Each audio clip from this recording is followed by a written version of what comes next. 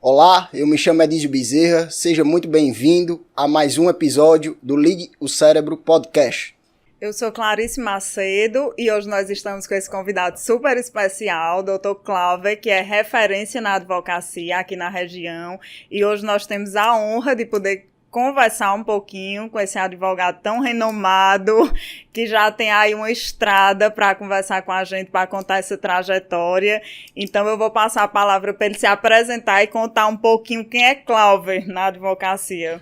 Oi, Clarice, minha querida amiga, prazer reencontrá-la, estar na sua presença, assim como do meu estimado amigo Edísio Bezerra, um destacado advogado. Acho que já é referência para o Ligue o Cérebro. Todas as pessoas que o fazem ou que participam, salvo a minha pessoa, têm notabilidade dentro do que se propõe a fazer. Para quem não me conhece, eu sou Cláuver Barreto, o nome profissional adotado. Sou advogado e professor universitário. Advogado, estou completando exatamente 18 anos de profissão, já é um tempinho. E como professor, já tenho 7 anos como professor universitário.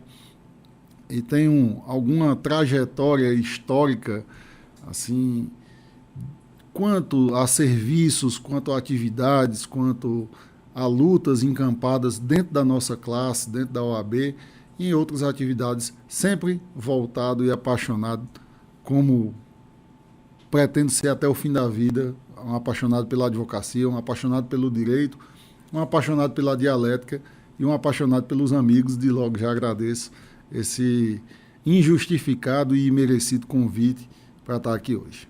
Meu amigo Cláuver, seja muito bem-vindo. É uma honra lhe receber aqui no nosso programa. Eu tinha dito a Clarice que o primeiro convidado, o nosso primeiro convidado que faz referência à advocacia tinha que ser uma pessoa que realmente é muito querida aqui na região.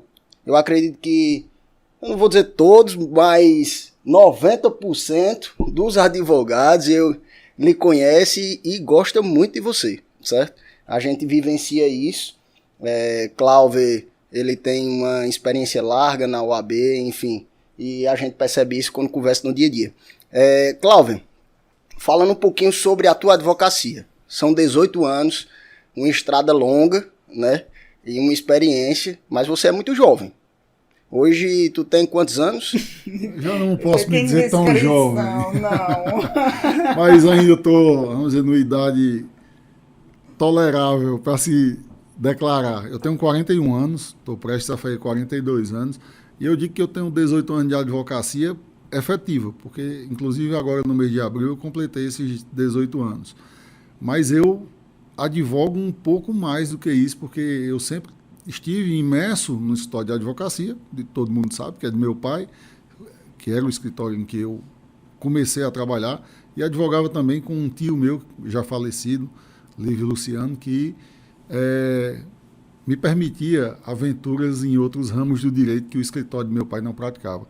Então, desde o segundo semestre eu estagio, onde fosse, trabalhando, remunerado, sem remuneração, porque eu sempre fui muito curioso com essa atividade advocatícia. Na verdade, para ser bem sincero, eu nunca tive nem escolha. Foi escolhido por mim ser advogado. Meu destino já estava traçado e quis Deus que esse destino fosse traçado, porque eu me encontrei realmente na advocacia. Eu sou muito feliz e isso não me impede de fazer diversas outras coisas, e talvez esse seja o grande trunfo, esse seja o grande valor que a advocacia tem. Eu não me sinto à vontade ao estar com vínculos que me amarrem, vínculos que tolham a minha liberdade, que me façam, me aprisionem a horários, etc, etc. Claro que a gente tem que ter horário, perfeito, mas o horário do advogado, principalmente, quem faz é ele. E isso com as suas benesses e com isso também com as suas responsabilidades. Por exemplo, hoje, no primeiro semestre de 2022, eu estou trabalhando uma média de 12 a 15 horas por dia, envolvendo escritório e faculdade. Então, na média, eu saio de casa às 7h30 da manhã e chego em casa 10h20 da noite, com alguns intervalos para o almoço, jantar, um lanche, mas é essa a realidade da gente. E você só se permite e só consegue uma dedicação desse tipo se você estiver fazendo algo que você goste. Então, que bom que eu fui, vamos dizer, forjado para ser advogado, onde eu sou muito feliz. Uma coisa que Cláudia falou que eu acho interessante nessa fala e que todos os outros convidados que estiveram aqui, a maioria das trajetórias de sucesso que a gente escuta é sempre o ponto do estágio. Cláudia falou aqui que começou a estagiar desde o segundo semestre, eu também comecei a estagiar desde o segundo semestre e os outros convidados desestagiou. E aí, assim, realmente eu consigo extrair da sua fala que, assim, reafirma o que todos os outros já disseram aqui, essa importância do estágio, da gente buscar, além da formação acadêmica, né, a parte teórica de livro e aula, essa formação extracurricular, né, assim, de estágio fora da faculdade, para a gente vivenciar realmente a advocacia e o mundo jurídico na vida real, né? Rapaz, eu acho altamente interessante quando a gente conversa sobre estágio, porque todo convidado realmente, como Clarice falou, geralmente comenta, eu estagiei desde o segundo semestre, desde o terceiro semestre, e o mais interessante é a seguinte frase: não importa se eu estava ganhando dinheiro, certo? Realmente o pessoal estava buscando um estágio e justamente para aprender, não era com a intenção financeira, se ganhasse, ótimo, certo? Eu confesso que eu comecei a estagiar no quarto semestre, enfim, eu tive algumas dificuldades para conseguir estágio, e eu tive a felicidade de já estagiar e ganhar. Mas realmente tive vários colegas que não ganharam. Passaram um bom tempo sem ganhar e aprenderam muito. E eu acho que é daí que a gente começa a virar a chave. Sabe? Eu acho que é daí que o estudante tem que começar a se tocar que nem tudo é financeiro, porém, não vai morrer pro resto da vida ali sem ganhar, né? É só o tempo de aprender e de plantar para poder continuar a sua carreira, né, jurídica. Clarice, quando eu falei assim, que Cláudio é jovem, é porque a gente tinha conversado aqui com o Dr. Clóvis e ele disse, Clarice, mas eu não tenho 90 anos não, por conta do currículo, do histórico, né, da carreira jurídica. Quando a gente percebe 18 anos, é muito tempo. Eu estou com 6 anos de advocacia, e eu já acho um bom tempo, e a gente já percebe, já sente, assim, às vezes o cansaço do dia a dia, porque realmente a gente tem essa liberdade. Você falou tudo aí, Cláudio. Essa liberdade de poder trabalhar de uma maneira tranquila, quando, entre aspas, quando a gente faz o nosso horário, porém a responsabilidade é muito grande, sabe? E eu acho que é esse toque aí da paixão que faz a gente continuar. Mas eu vou te fazer uma pergunta. Cláudio, o início de carreira foi relacionado a seu pai, relacionado a seu tio, certo? Eu queria que você falasse um pouquinho de como é ser filho de Dudé, que é um professor, um grande professor, conhecidíssimo aqui na região, um grande advogado. E, enfim, como foi essa influência dentro da tua vida profissional? Muito boa pergunta, Dísio. Vocês com certeza conhecem, inclusive acho que tiveram a oportunidade já de trabalhar em processos com ele ou contra e serem alunos, né? Eu também tive essa mesma oportunidade. Tem uma frase que me toca muito, que acho que resume muito a questão do estágio. Só para a gente fazer uma transição desse assunto. A gente diz que a nossa vida não tem ensaio, mas a nossa vida profissional pode ter ensaio. E o nosso ensaio é exatamente o estágio. Então, você não precisa ser remunerado para viver. Então, você não precisa ser remunerado para aprender. Estágio não é uma fonte de renda, estágio é uma fonte de conhecimento. Então, tu faz o estágio, se prepara para, enfim, tu poder exercitar a tua profissão, seja qual for ela, de forma plena, de forma capaz de te propiciar um ganho financeiro. E assim, e ainda interrompendo até essa fala de Cláudio, mas eu não poderia realmente deixar de dizer, mas hoje, a cabeça que eu tenho hoje, eu penso que eu passei por estágios que, com a cabeça que eu tenho hoje, se eu soubesse, eu pagaria para fazer parte desse estágio, porque, assim, é uma escola, o estágio é uma escola, né? Então, do jeito que a gente muitas vezes paga uma universidade, um curso, o estágio, ele é uma escola para a vida, né? Assim, às vezes a gente consegue extrair até mais do estágio do que propriamente dentro da carreira acadêmica mesmo, né? Com certeza. Voltando à questão em si,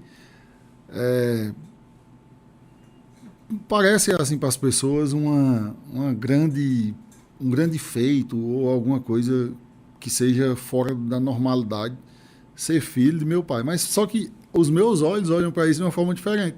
Porque para mim é uma coisa muito natural. Eu já nasci filho do meu pai. Então, eu tive que lidar como ser humano, como filho, como colega de profissão, como em fases evolutivas, tanto minha como dele. Então, somos pessoas bastante diferentes, mas temos um ponto em comum que sempre foi um trilho do nosso caminhar, que são virtudes éticas, virtudes de comportamento, embora muito diferente, em tempos diferentes. Meu pai, para quem gosta dessa quantificação temporal, meu pai já passa dos 40 anos, chegando aos 45 anos de advocacia.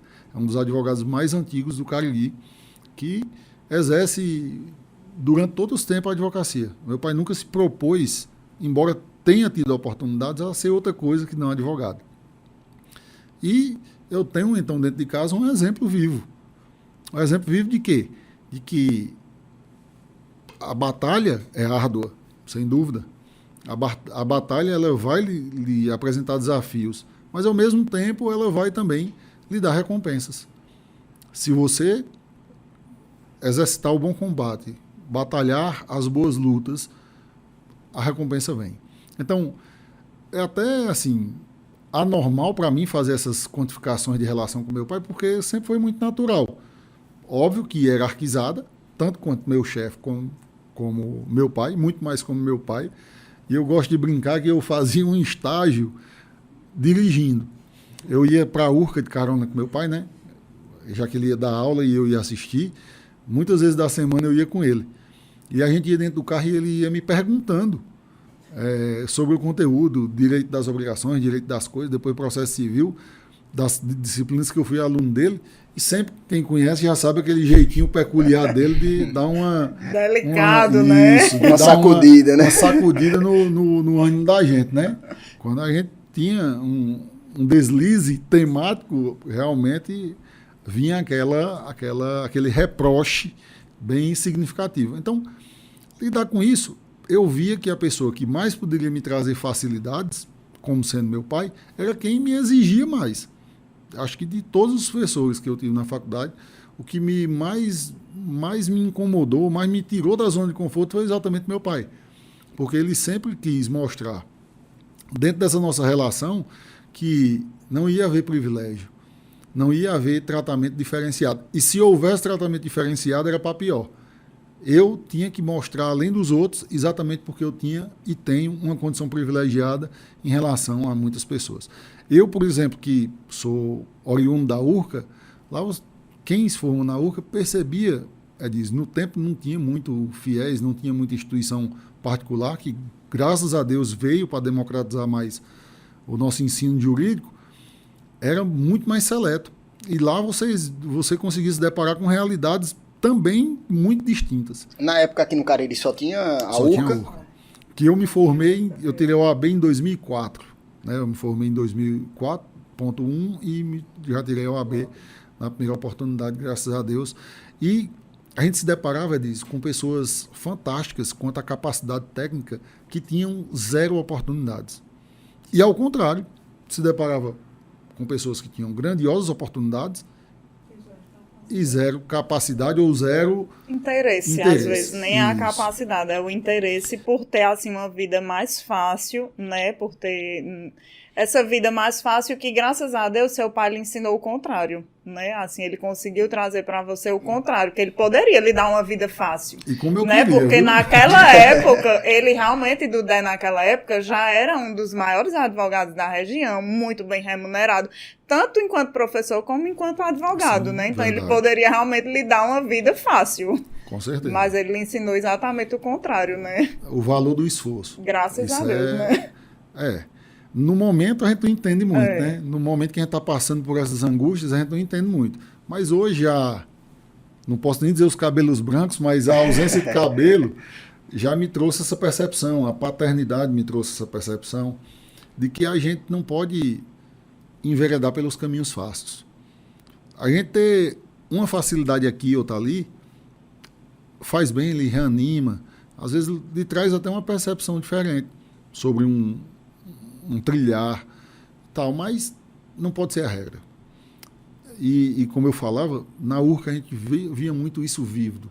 Pessoas que estudavam com a gente que vinham realmente numa trajetória de superação que você olhava e dizia, cara, eu não posso reclamar de nada, porque aqui é uma vivência muito, muito rica. E as minhas vivências profissionais, os desafios profissionais que eu muitas vezes me meti, de certa forma, acho que se eu posso ter uma virtude minha, eu tenho a virtude de ser muito audacioso e, ao mesmo tempo, ter muito medo de passar vergonha. Isso controla muito nossa vida. Você não querer passar vergonha, por exemplo, numa audiência, ao tratar de um assunto, a discutir um tema publicamente, te obriga a estudar. te né? obriga a ser cobrado. E eu sempre tive esse refletor em cima de mim por conta do meu pai. Então, tipo, o padrão que era exigido era diferente. Mas eu nunca me coloquei nessa situação. Eu nunca me coloquei numa situação de cobrança de ser nem positivamente diferente, nem negativamente diferente. Eu digo, ó, eu vou na minha, sei da minha responsabilidade, sei que tem que fazer o meu, vou fazer o máximo que eu puder e fazer por onde esse máximo se torne cada vez mais, vamos dizer, resultivo na minha vida. E, como eu disse, para mim sempre foi natural. Ser cobrado sempre foi natural. Do jeito que meu pai cobra profissionalmente, ele cobra como filho, como, enfim, como amigo, como qualquer pessoa. E meu pai tem muita vocação para ser professor. Embora aquele jeitão dele, assim, meio bruto, vem quando dá uns cortes, e a minha era potencializado no mínimo a quinta potência. Eu convivi ainda, que a gente ainda foi contemporâneo de URCA, né? Então, assim, Cláudio era meio que assim, ícone lá, né? Porque a gente sabia, todo mundo já tinha medo de Dudé. E quando contava as histórias de Dudé com Cláudio, aí era que esse medo se potencializava, né? E a Porque gente ficou meio. Eu tô imaginando aqui. Até se tornou até uma certa lenda urbana. Essa história. Meu pai é lendário, né? Pode dizer que. E fazer parte dessa lenda, para mim, era natural, mas hoje, olhando um pouco mais de fora, eu me sinto até lisonjeado. Fazer parte dessa história, de tantas outras histórias que a gente pode traçar aqui, em tantos campos que construímos. Acho que eu sou muito pouco admirado, mas eu tenho muita amizade. Assim, e o legado que seu pai deixa é muito grande, Com né? certeza. Assim, e você saber disso, você poder realmente ter vivido isso, que você não só conhece o legado dele, como você fez parte, né? Ajudou a construir, porque você acabou fazendo parte realmente dentro, ativamente desse legado, né? Não é uma admiração à distância. É uma admiração com mérito, com conteúdo, com justificativa, com a vivência, a percepção do que é isso. Entendeu? Eu me lembro muito bem, uma certa feita, eu comecei a advogar para uma empresa que era bem complicada, empresa aqui da região do Cariri, que era muito complicada, que na verdade quem foi convidado foi meu pai. Meu pai foi convidado para advogar e ainda lembro hoje das palavras dele. Eu sempre, como eu disse, eu sempre fui muito audaz. Eu sempre procurei dar um passo a mais do que a minha zona de conforto, exatamente para buscar esses resultados. E meu pai foi convidado e meu pai de pronto recusou. Tinha um vínculo público e meu pai não gosta. Ele disse, não, de forma alguma, não é meu interesse e tal. E ele foi e disse, tem meu filho aí, se ele topar, do jeito que ele é doido. E eu fui. Fui porque foi um grande aprendizado, uma universidade, fora da universidade, fora do escritório que eu tive, foi exatamente lá. Era muito desafiador e muitas noites, quem foi aluno do meu pai sabe que ele é noveleiro, né? Ele gosta de novela. E muitas noites eu ficava quebrando cabeça sentado num computador que tinha na sala de televisão da casa do meu pai, tinha um computador de lado assim, que não ocupava a frente da televisão, e eu fazendo a peticionando e conversando com ele exatamente para ele assistir a novela ou o jornal que ele estivesse assistindo. Ou o jogo do Flamengo. O jogo do Flamengo, acho que ele não respondia, né? O jogo do Flamengo não era para ser interrompido.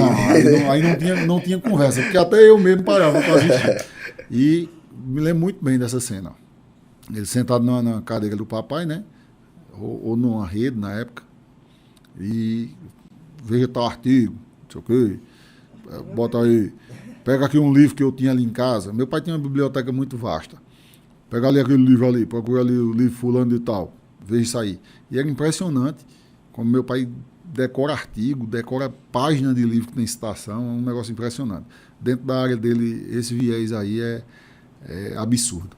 A expertise dele é imoral, quando a gente fica besta.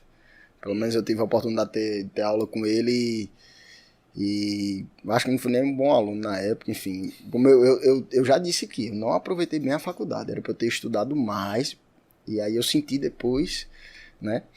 Mas trabalhava, enfim, tinha outras obrigações e correria do dia a dia, mas a aula dele era fantástica, realmente. A pessoa tinha que entender, tinha que estudar para ir assistir a aula do Dudé.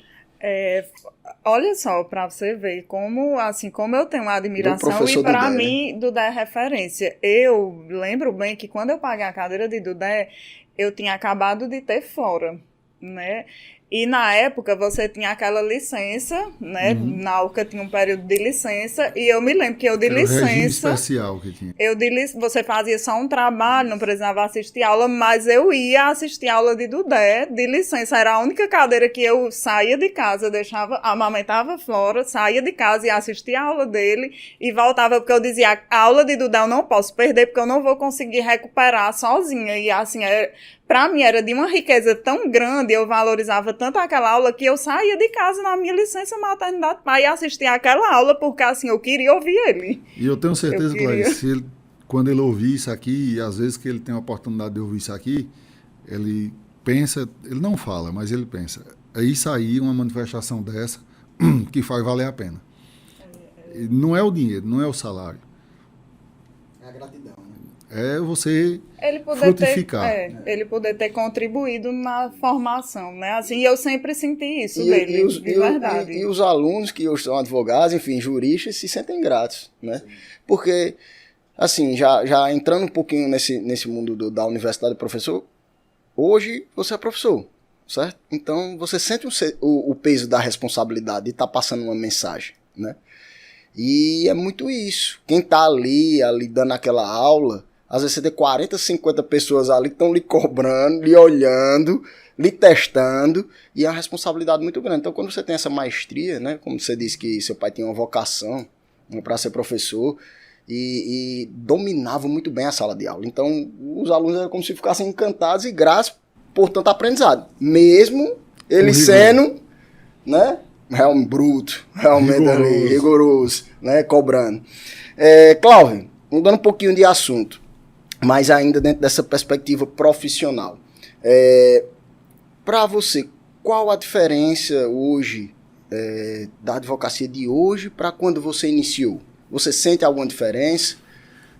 Sim, Tadeu, eu sinto muita... Eu costumo dividir as fases da advocacia, pelo menos as que eu passei, as que eu experimentei, um pouquinho antes de eu me formar, porque eu já efetivamente já exercia, obviamente, ainda de forma interna. Eu tinha OAB estagiário, eu era inscrito regularmente na ordem, ainda lembro meu número de ordem de estagiário, 3838, dígito e a gente buscava muito, assim, para mim tirar uma carteira daquela foi um orgulho, eu me sentia orgulhoso.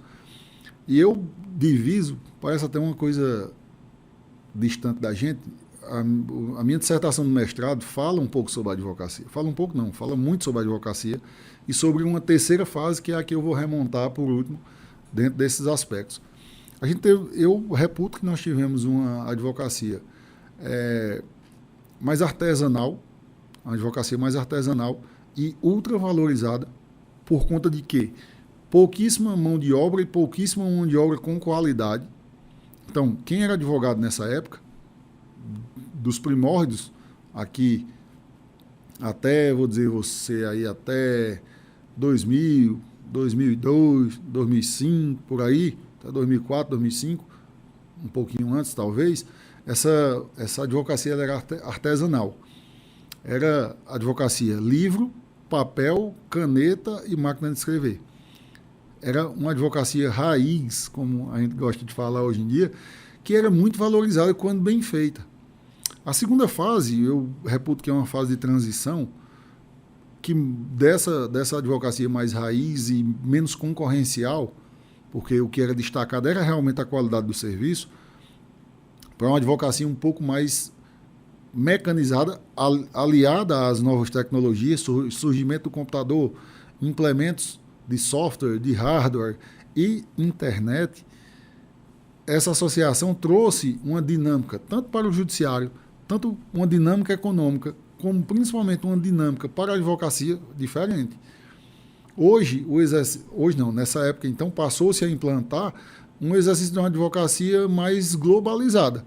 Ou seja, tu está lá no Rio de Janeiro, tu consegue acessar um processo ou parte de um processo. Hoje, né? Porque nessa segunda fase ainda não, mas, não, por né? exemplo, naquele tempo eu já tinha internet, eu conseguia mandar um e-mail. Você mandava uma peça para mim do Rio de Janeiro. Mas eu lembro, nessa segunda fase que você fala aí, ainda é muito vivo na minha memória o fax, que a gente ainda não tinha o e-mail.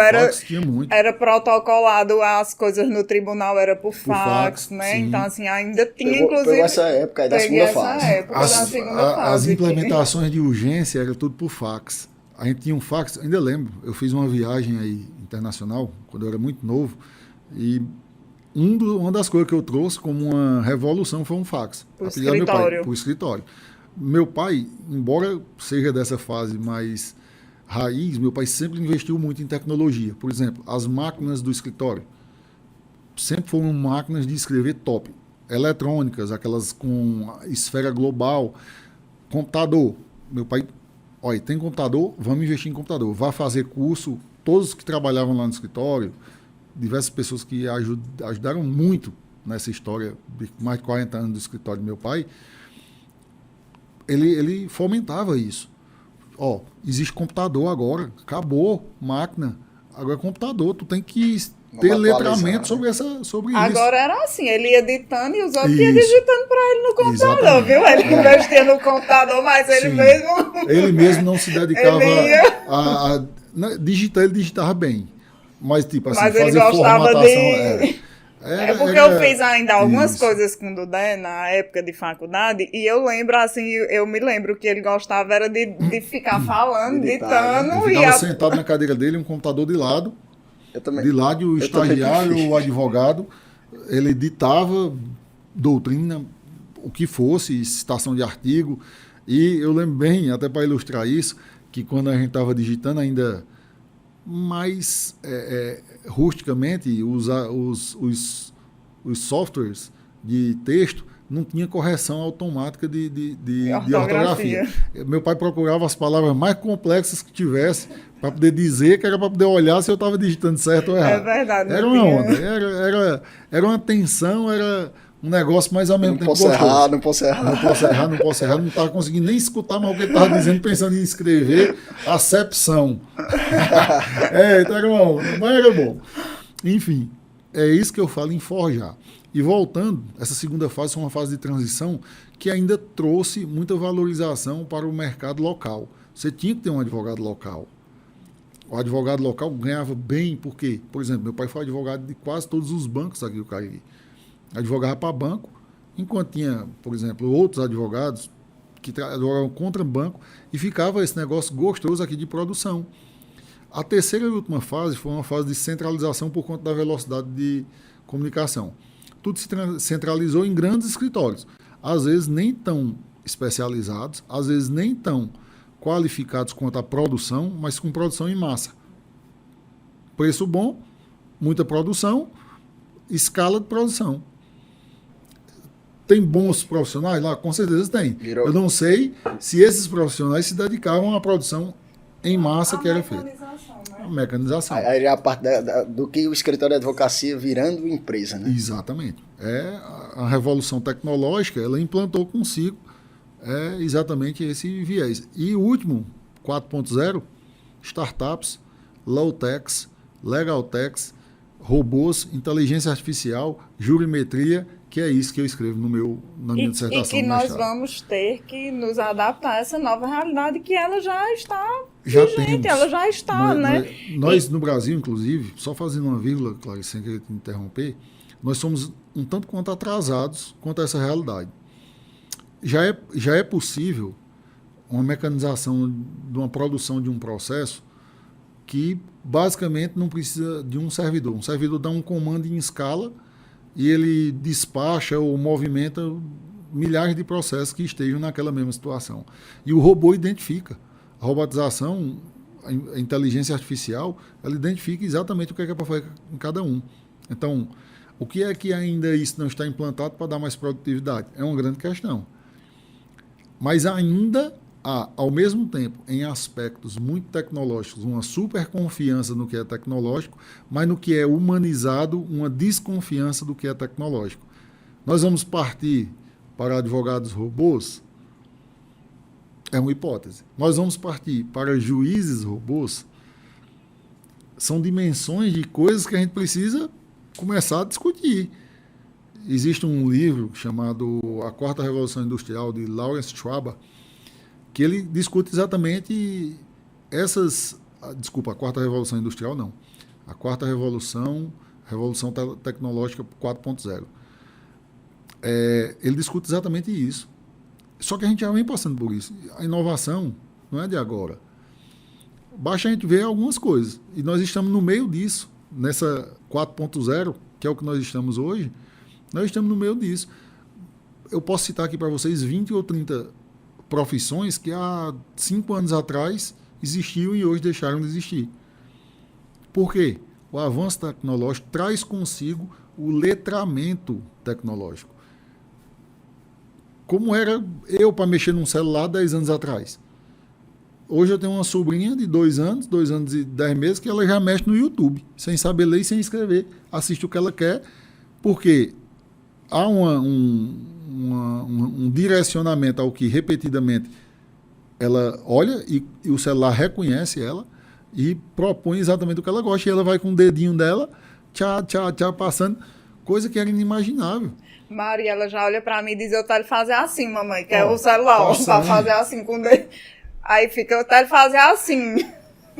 Inclusive, um beijo, Maria. Saudade nunca mais ouvir a bichinha. Não é? Eu acho incrível essa sua resposta, Cláudio, porque se a gente observar, você passa realmente por todas essas fases, certo?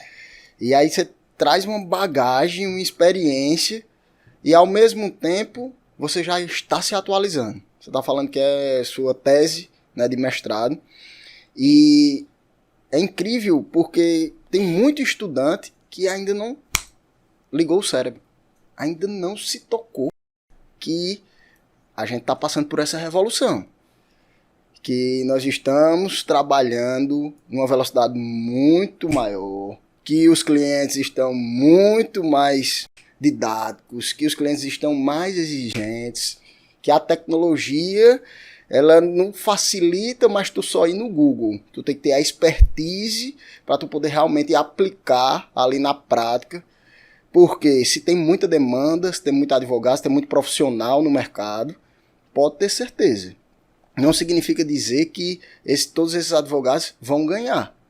Mas eu acredito fortemente, Clarice, que quem vai ganhar são os melhores, e os melhores hoje é quem está se atualizando, né? Seja tecnicamente, seja através de um perfil gerencial, seja entendendo que o seu escritório de advocacia precisa ter algumas estratégias que toda empresa tem para poder estar dentro do mercado, sabe? É incrível quando você traz essa sua percepção, porque a gente já eleva o nível aqui do debate para que o pessoal que está em casa entenda. Não pode somente estudar a parte técnica. E a gente conversou muito sobre isso, né? E, na verdade, essa fala de Cláudio traz também, ela chama também o advogado de que não dá para continuar sentado fazendo a mesma coisa. Que do jeito que a advocacia mudou, a gente precisa também mudar a forma de advogar. Né? Assim, para mim, a parte técnica é essencial, é fundamental a qualificação técnica, mas isso aí, ao meu ponto de vista, ao meu ver, é o básico. Que isso, para mim, eu parto do princípio de que todos nós somos técnicos. Lógico que essa não é a realidade, né? Assim, ainda falta muita técnica em alguns profissionais, mas a gente tem que partir desse princípio, de que todos nós somos técnicos, nós temos formação para isso, né? E aí, o que me faz me destacar dentro do mercado? É o meu pensar diferente, é o ligar o cérebro mesmo, né? Assim, para fazer diferente, agir diferente, que a mesma prática, aquela antiga prática da advocacia antiga, não vai mais funcionar na advocacia hoje. E uma coisa, Clarice, que é muito interessante, até ligando ao nome do podcast. Se você diz, a gente vai ser superado por uma máquina, quem foi que fez a máquina? Quem foi que fez o sistema? Quem foi que fez o programa? Quem foi que pensou tudo aquilo ali? Então a gente tem uma máquina insuperável dentro da gente. Agora, ela precisa ser alimentada, ela precisa ser exigida, ela precisa ser fomentada. Isso desconsiderando outros fatores sociais e tal, que limitam tudo isso. Mas isso para mim, é o principal viés. É botar essa máquina para trabalhar a nosso favor. Nosso favor. Né? Botar... dominar, né? Dominar. É a grande diferença do trabalhar muito e trabalhar eficiente. Quando você falou em relação, quando você fazia essa pesquisa com seu pai, aí eu me lembrei que você disse, ele mandava eu ir no livro e procurar isso. Eu advoguei nessa época que a gente pesquisava muito em livro. Hoje é muito menos palpável pesquisar algo em livro para fazer uma defesa, para fazer um inicial, porque a gente tem tudo lá no computador. E isso não é ruim, isso é ótimo, porque a gente tem algo trabalhando a nosso favor. Então, assim, é uma grande evolução, assim, isso otimizou minha advocacia. Antes eu tinha que digitar o que estava escrito no livro, hoje eu vou lá no Google e sei o que eu quero pegar, eu consigo recortar aquele trecho e jogar na minha petição. Olha o tempo que eu ganhei com isso. Livro de doutrina. Eu acho que hoje eu compro 2 livros de doutrina física por ano. Os livros que eu vou dar aula, que eu estudo, que eu me reciclo, 80% ou mais é e-book. Baixo no computador, deixo lá, dou um Ctrl+F, procura a palavra-chave. Agora, o que a gente precisa saber? Primeira coisa, pesquisar. A gente tem que saber o que vai pesquisar, senão você fica endoidando, enchendo de palavra o computador começa a travar. A travar, dizendo erro, bug. E não encontra, o que você quer objetivamente, se você não souber pesquisar, né? Aí é onde está o botar a máquina para trabalhar a nosso favor, né? Eu nunca fui um estudante brilhante. Nem me acho um profissional brilhante. Mas eu sempre fui um ótimo pesquisador. E como eu sou muito curioso, eu gosto de saber do abastecimento de um foguete a enrabichar um papagaio, uma pipa. Eu gosto de saber de tudo. É uma característica que eu acho... É ter a base de tudo, né? E daí você consegue... Eu fico brincando, mas falando sério, que um cabo feio, pobre e gordo, no interior do Nordeste, se não tiver um pouquinho de conteúdo para poder conversar com a pessoa, para ter um charme intelectual... Gerar uma interação. Está morto. E isso é em tudo na vida, sendo bem sincero. Olha, eu aprendi muito cedo, até como forma de convencimento às pessoas que o conteúdo importa muito. Por mais bonito que seja, você passa 10 minutos olhando para uma pessoa, uma foto e cansa. Quantos minutos nós estamos conversando aqui? E você passa horas conversando. E parece que quanto mais você fala, quanto mais você interage, quanto mais você tem teses e antiteses, mais você se apaixona por conhecer. E o conhecimento é isso. Isso é filosofia pura. Tudo sei é que não sei, que nada sei. Então, quanto mais a gente vai buscar, a gente vai saber que o universo é mais fundo. Olha, uma coisa que mudou minha vida, que eu comecei verdadeiramente por causa do título, porque eu sou professor, mas me trouxe uma percepção das coisas muito diferente do que eu tinha. Em um ponto era tematicamente, intuitivamente estrategista com a advocacia. Eu já tive a oportunidade, por exemplo, de advogar com Clarice, nós dois, tanto do mesmo lado como contra, e das vezes que a gente teve do mesmo lado, muitas vezes a gente sentou e disse, Clarice, olha, o que é que tu acha desse caminho aqui? Vai ter um processo um tanto quanto rumoroso, né, Clarice? Vamos por aqui, eu acho que aqui vai dar um resultado melhor. Ela, bem pensado, vamos. Cláudio, e essa tese aqui, tu acha que dá pra gente usar? Demais, show, vamos pegar. Ou seja, a gente criar uma estratégia é fundamental para tudo que a gente vai fazer na vida. Só que hoje não pode ser mais essa estratégia intuitiva. Tem técnica para fazer estratégia, tem técnica para fazer negócio, tem técnica para fazer acordo, tem técnica negocial. E o mestrado me fez ver tanta coisa que eu nem sabia que existia. Claro, você é expert em tudo, você tem expertise em tudo. Não, mas eu sei que existe. Na hora que eu precisar, eu vou saber que existe uma coisa e vou buscar me aprofundar. E saber aonde pesquisar. Se você não souber uma bússola da sua vida, se você não tiver uma bússola do conhecimento, você está morto. Porque você nem sabe que existe, nem sabe onde buscar. Aí você está morto. Quando você acordar, você já foi ultrapassado. Clarice, Cláudio veio dar uma aula aqui, viu? Hoje. Eu converso pouco. Mas assim, quando o Cláudio fala, eu pego muito essa fala de Cláudio, porque assim, hoje eu tenho uma certa resistência, assim, em relação à advocacia muito especializada, sabe? Embora eu sei que esse é o caminho que a maioria dos profissionais tem buscado e está dando super certo, eu, Clarice, pessoalmente tenho essa resistência, porque o que eu estou sentindo? Está faltando o generalista que tenha conhecimento geral mesmo, sabe, Adísio? Assim, eu digo assim, com muita humildade, mas eu te digo com certeza que, tipo, eu, Clarice, se você disser, Clarice, você vai advogar hoje na área de direito previdenciário, que é uma área que eu não faço hoje, mas eu tenho base. Se eu quiser advogar na área de direito previdenciário, eu vou advogar e eu vou advogar bem feito, porque eu tenho a base. E eu sinto muita falta hoje no profissional, desse profissional que tem uma base do direito geral. Eles querem... A maioria dos profissionais que eu vejo hoje vão direto para a especialização, sem ter a base firme, o alicerce feito da base, que é a base. O direito você precisa ter a base. É como o Cláudio disse, eu sei onde está. Então, assim, eu não advogo na área penal, mas eu tenho um conhecimento básico de direito penal e, se for necessário que eu advogue na área penal, eu sei onde eu vou buscar, eu sei onde tem a fonte, eu sei pesquisar e eu vou saber fazer a defesa.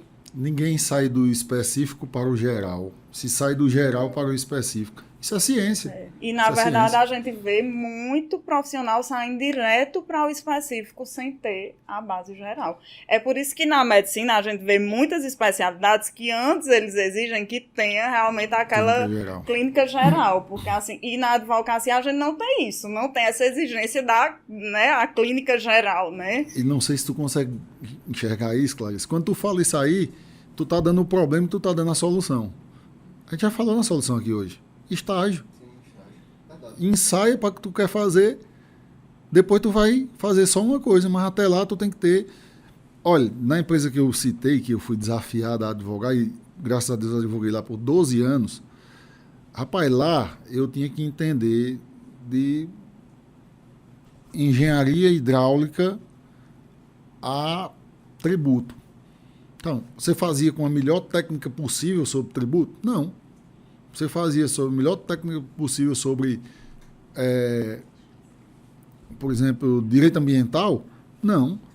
Mas hoje eu sou capaz de sentar e conversar com você sobre direito ambiental, sobre engenharia hidráulica, em alguns pontos específicos, claro. E que, tipo, se você se dedicar, você consegue fazer com a melhor técnica, porque você tem a base, né? E o direito é base. Se você tem uma base sólida, você consegue atuar em qualquer um dos ramos, tendo uma dedicação àquele ramo, né? Mas você tendo a base, você consegue desenvolver qualquer área no direito. E aí tá, para mim, o aspecto mais lindo da advocacia. Um dos, né? Porque olha só, como é que tu tem uma profissão que ela não te engessa? Tu tá com tudo na tua mão. Tu tem um mercado que muda, tu muda junto no mercado. Tu tá um mercado que retroage a uma época passada, eita, voltou para aqui, agora que eu sou bom mesmo nisso aqui. Eita, Lautex, Legaltex, rapaz, como é que eu posso... Eu estou compondo um contrato numa startup daqui do Cariri. Eu não posso dar muito detalhe, porque é sigiloso, mas eu estou fazendo um contrato de uma startup, um contrato social, um contrato de investimento, com tudo isso de uma startup. Você já imaginou no Cariri uma startup que pode ser uma startup internacional? Então, o mundo se estreitou. O mundo se estreitou. Até um dia desse eu não pensava nisso. Eu sou bem sincero, até 5 anos atrás eu não pensava nisso. Eu pensava em quê? Civil, trabalho, empresarial. Tradicional, né? Processo de trabalho. Ixi, processo judicial eletrônico, quando veio, eu digo, minha Nossa Senhora, aí no tempo eu ainda era presidente da OAB. Quase que eu fico doido. Os advogados, tudo sem letramento no processo eletrônico. E a gente tem que fomentar isso. Eu também sofri, porque minha base era papelzão. Mas você tem que mudar. Você tem que mudar. Se você se estagnar, você vai ser engolido. Com certeza. Eu peguei essa transição e eu acabava que eu protocolava o processo eletrônico e depois eu imprimia, porque eu queria ter o papel, eu não queria ficar... E eu tinha até insegurança, que eu dizia, se esse processo sumir do sistema, do computador, vou imprimir, porque imprimir os protocolos. Hoje eu não faço mais isso, mas até pouco tempo atrás eu imprimi os protocolos, que eu dizia, se isso sumir, o que é que eu vou ter aqui de garantia? Eu não tinha confiança, né? Assim, porque era uma coisa nova, né? Lá vai gente promover. Isso era uma realidade tão verificada, Clarice, que eu participei, eu fiz, produzi ação de reconstituição de autos que sumiram, autos físicos, eu pedi a restauração. Restauração. Você já pensou? Hoje em dia a gente não consegue imaginar, não consegue, né? Assim, imaginar. Imagina o estudante que está saindo agora que não vivenciou isso, nem imagina, assim, um processo sumiu, como é que restaura, né? Hoje... Como foi que esse processo sumiu, não né? existe. Hoje, Isso não existe. E o backup? Né? O backup da gente... Era restauração, mas era complicado. Ao mesmo tempo que tem essas nuances romantizadas, rapaz, era muito difícil. Você passar uma manhã todinha dentro de uma secretaria para localizar um processo. E quando pegava uma alma cebosa que escondia o processo porque não queria que o processo andasse, e você era a outra parte, a parte de... Rapaz, é muito... E assim, é uma realidade tão recente, né, que para quem está chegando agora parece algo tão distante, mas foi um dia desse que a gente passava uma manhã no fórum esperando localizar um processo. Que hoje a gente está no nosso escritório, em 5 minutos a gente baixa um processo e vê o processo ali, né? A dificuldade que a gente tem hoje é de, ter a celeridade do judiciário, que eu vejo. Essa é a dificuldade. Mas ainda assim o judiciário avançou muito em celeridade em relação a isso não se discute, né? Nós estamos falando de processos eletrônicos. Apesar que, Cláudio comentou aí, rapaz, eu peguei, como era na época do presidente da OAB, peguei essa transição. Hoje eu vejo advogados com dificuldade. Ainda. Muita gente, imagina aquela época. Eu acho que você foi altamente solicitado para fazer um curso lá, para fazer muitos cursos para poder organizar, enfim. E o pior, Edith, só para ilustrar isso aí, a gente trouxe alguns cursos, até lembro muito bem que quem veio várias vezes aqui, o professor Guilherme Eliano, meu amigo, vinha até muitas vezes por gentileza, a gente, né, se tornou um amigo nosso aqui do Cariri e tal. Mas muitas vezes eu me deparava às 11 horas da noite, acaba ligando para mim. Presidente, eu estou aqui, não estou conseguindo fazer um protocolo, e se eu em casa nem com o computador aberto, nem nada. Rapaz, e a gente criou uma comissão para tentar dar uma assistência, mas esses fatos exemplificativos, muitas vezes, por exemplo, o cara fazia alguma coisa que era tão complicado o que ele estava fazendo, tão fora da rota, que eu dizia, faz o seguinte, manda tua petição para meu e-mail que eu protocolo para ti. Aí ele me mandava para mim, eu protocolava com meu certificado, com minha assinatura, né, e tal, e protocolava eletronicamente, e depois ele subestabelecia ou ratificava o ato, etc, etc. Apenas para não perder o prazo. Muitas vezes eu fiz isso. Por quê? Porque era uma realidade diferente. Os desafios da inovação vêm sempre assim. É uma velocidade de uma mudança que a gente não acompanha. Isso é inovação. Não começou hoje. A inovação não começou com o computador.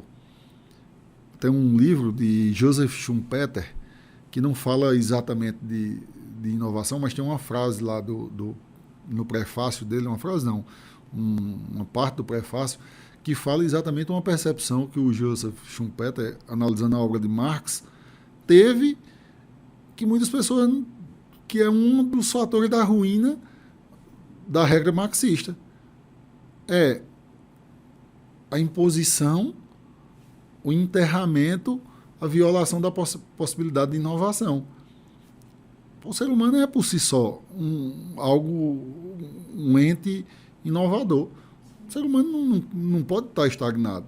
E aí, mais uma vez, volta a minha grande paixão, que é a advocacia. Rapaz, você ter uma profissão que você pode exercer com a liberdade tal, uma liberdade constitucional, uma liberdade de prerrogativa, que você pode se posicionar, óbvio, dentro da margem legal, do jeito que você quiser, e você tem que ser ouvido, tem que ser respeitado, aquilo tem que ser apreciado.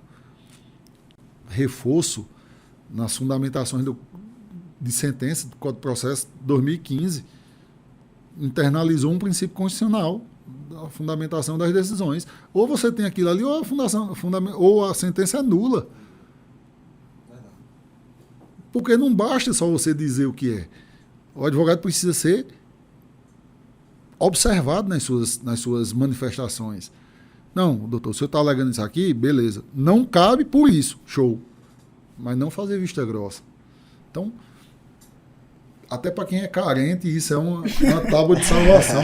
Porque talvez ninguém lhe escute, mas o juiz tem que lhe escutar, tem que se manifestar sobre o que você fala. Isso sem falar nos aspectos históricos, heróicos, enfim, de tudo que a gente pode tratar. Mas isso vai mudar com a sociedade. Essa percepção, supervalorização de algumas coisas e subvalorização de outras, está aqui na nossa mão. Por que existem advogados ultra bem-sucedidos e advogados super mal-sucedidos? Está na profissão? Não. Está no exercício que você dedica a isso. Você não pode querer que sua galinha que é feita para botar ovo dê carne e ovo. Concordo contigo.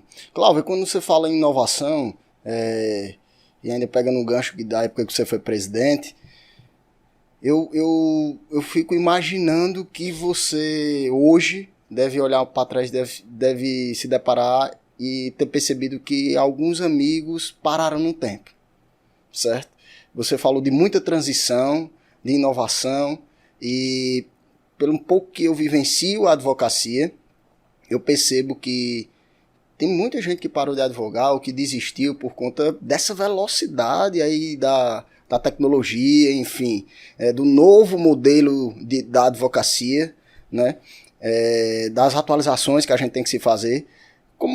Como é para ti analisar? Tipo, você foi presidente 2 vezes da OAB, teve uma grande responsabilidade. Eu me lembro, Clarice, que eu estudava, e a segunda candidatura de Cláudio à eleição, acho que foi a mais histórica da OAB, enfim, era comentada dentro da faculdade, o pessoal vibrava, e teve uma história, enfim, muito, muito emocionante, e teve um mérito seu, que eu me lembro que as pessoas comentavam, mas comentavam com orgulho, sabe, sobre a eleição. Eu não participei, eu era estudante, mas eu ouvia muito isso na época da faculdade, enfim, corredores, professores.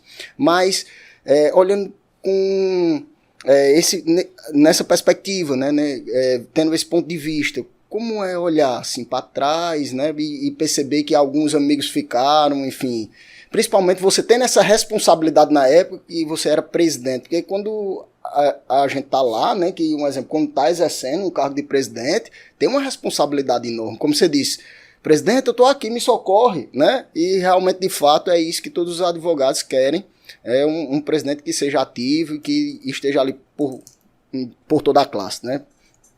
Adísio, assim, eu agradeço muito a Deus por, assim, as oportunidades que eu tive em minha vida, sabe? Quando eu não imaginava, não era um anseio particular meu ser presidente da OAB, mas a oportunidade surgiu e eu sempre fui assim, eu não deixo um cavalo passar, sei lá, de minha frente, não. Nem que eu caia mais na frente, mas eu vou tentar montar esse bicho, se possível, ainda puxar um boinho, que nas horas vagas a gente tenta, né? É bom, né? É bom demais, rapaz.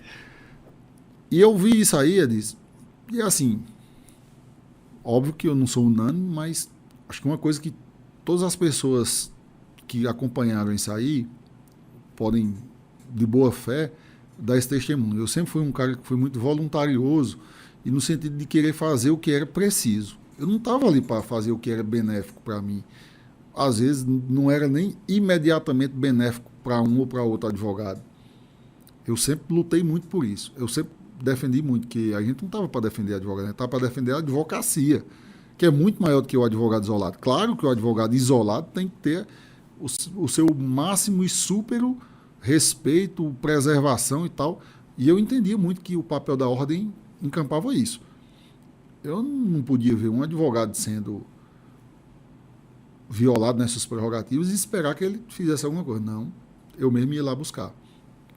E, respondendo sua questão, esse transcurso, principalmente nessa fase de transição do processo físico para o processo eletrônico, ele foi muito violento disso. Foi uma coisa praticamente assim, de um ano para o outro, que não houve não houveram dentro, por exemplo, aqui do Juazeiro, um período de transição bem construído, essa é a verdade. Não houve a possibilidade de processos híbridos, que eu acho que deveria existir, mas que era algo que era urgente. Por quê? A gente estava dentro de um marasmo, dentro de um atolamento processual, que nada estava funcionando mais. Então, o processo eletrônico, ele espinhou a gente muito. Muitos colegas deixaram de advogar por causa disso. Mas talvez, eu não posso afirmar com certeza, porque a história ainda está sendo contada.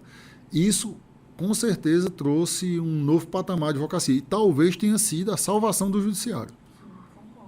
Tenha sido a salvação do judiciário. A duras penas, em alguns pontos, sim. Com gastos absurdos, sim. Desordenada, sim. Sem planejamento, sim. Por isso mesmo se tornou difícil. Logo quando a gente se tornou presidente, eu juntamente com o Dr. Valdetário, meu amigo e presidente 2 vezes da OAB Ceará, foi feito um estudo disso que mostrou que o advogado, ele naquele tempo, e eu acredito que ainda hoje, o advogado ele tem um índice altíssimo de desistência da profissão nos 5 primeiros anos. Se o advogado conseguir chegar ao 5º ano, cai vertiginosamente o percentual de desistência, de abandono da profissão. E, a partir disso, foram criadas políticas para o benefício desse jovem advogado. Se você procurar historicamente, a nova valorização da jovem advocacia foi pensada nisso. Foi startada a partir disso, dessa percepção. Porque a gente estava corroendo a base da nossa advocacia. A gente estava fazendo com que a advocacia fosse um trampolim para outros lugares e corroendo a nossa base, o que ia causar a ruptura mais adiante. Isso foi percebido, foram feitas políticas desse combate, mas óbvio que isso não impacta 100% das pessoas que passam por dificuldades. A gente tem ainda hoje dificuldades dos mais diversos ramos. E eu aprendi, até com um colega nosso, que ladeava a gente, que ele dizia, olha, a gente tem uma falsa percepção de quando o filho se forma em direito, passa na OAB, a gente dá 3 tapinhas nas costas dele, e como eu gosto de brincar, tchau, obrigado. Aí é exatamente o contrário. De pessoas, por exemplo. Isso aconteceu comigo, mas eu tinha toda uma estrutura por trás. Eu tinha um escritório montado, não precisei pegar financiamento para comprar um computador, meu pai tinha um computador, meu pai tinha escritório. Então, é outra realidade. Mas você já imaginou você sem um cliente, sem saber nem o que vai advogar, ser jogado para dentro de um mercado que tem milhares de pessoas trabalhando já estabelecido, com cartela de cliente, com tudo no mundo, e você simplesmente ser relegado à sua própria sorte? É impossível você se manter. Claro, eu não imaginei não, vivi isso. Eu sei disso, você realmente viveu isso. E imagina quem tem um FIES para pagar, né? Então, você... Não imaginei não, vivi isso, eu tenho fiéis. É exatamente a hora disso. De perceber, e eu já digo, você pode responder isso melhor do que eu. Porque além da expertise técnica, você tem a expertise pessoal. Só que, como eu tive numericamente diversas possibilidades de ajudar, de perceber as dificuldades, a gente desenvolveu, tanto nessa época como ainda é um patamar meu, hoje, nas minhas aulas, meus alunos não podem confirmar isso, eu trago o máximo que eu posso de vivência de advocacia, vivência de fórum, vivência de vida profissional. Ei, presta atenção nisso aqui. Não, tu vai ganhar dinheiro com isso aqui. Se liga aqui para tu fazer isso aqui no teu processo. E não vai por aqui não. Isso aqui é coisa de golinha. Não vai não. Vai para cá.